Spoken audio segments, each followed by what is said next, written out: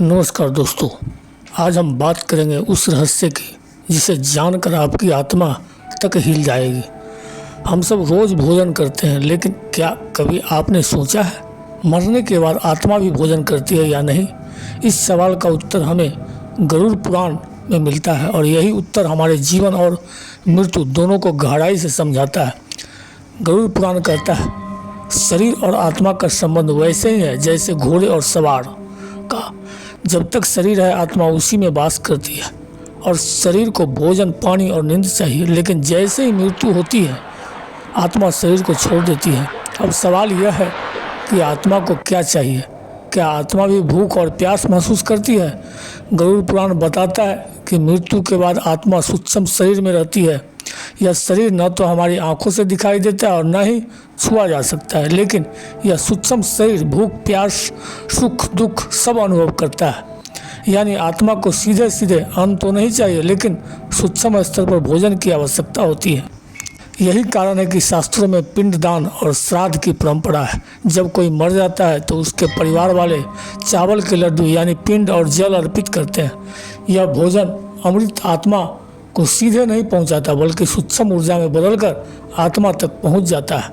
गरुड़ पुराण कहता है, श्राद्ध और तर्पण के बिना आत्मा को शांति नहीं मिलती। वह भूखी प्यासी तृष्णा से भटकती रहती है। अब सवाल उठता है, जब आत्मा के पास शरीर में नहीं है होता तो भोजन कैसे पहुंचता? गरुड़ पुराण में बताया गया है कि श्राद्ध में अर्पित भोजन देवताओं और पितरों के माध्यम से आत्मा तक पहुंच जाता है। जैसे इंटरनेट से संदेश दूर बैठे व्यक्ति तक पहुंचता है, वैसे ही श्राद्ध का अन्न सूक्ष्म ऊर्जा बनकर आत्मा तक जाता है। जब आत्मा यमलोक की ओर जाती है तो रास्ता बहुत कठिन होता है।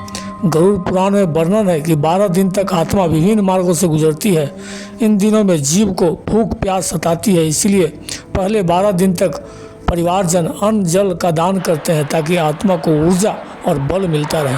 अगर कोई श्राद्ध और तर्पण ना करे तो आत्मा अधर में भटकती रहती है।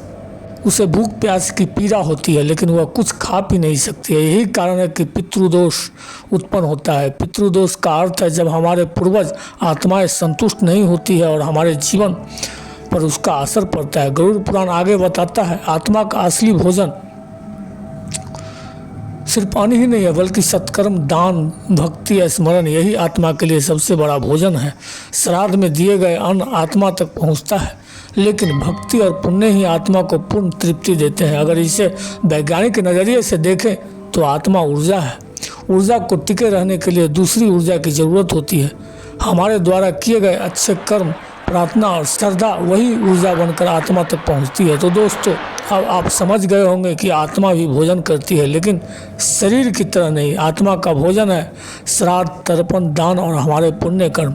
इसीलिए कहा गया है, पितरों को तृप्त करो, तभी देवता प्रसन्न होंगे और जीवन में सुख समृद्धि आएगी। दोस्तों, अगर आपको गरुड़ पुराण का यह रहस्य जानकर अच्छा लगा है तो इसे दूसरों तक जरूर पहुंचाएं। कमेंट में लिखिए ओम पितृदेवाय नमः, ताकि हमारे पूर्वज आत्माओं को शांति और तृप्ति मिले।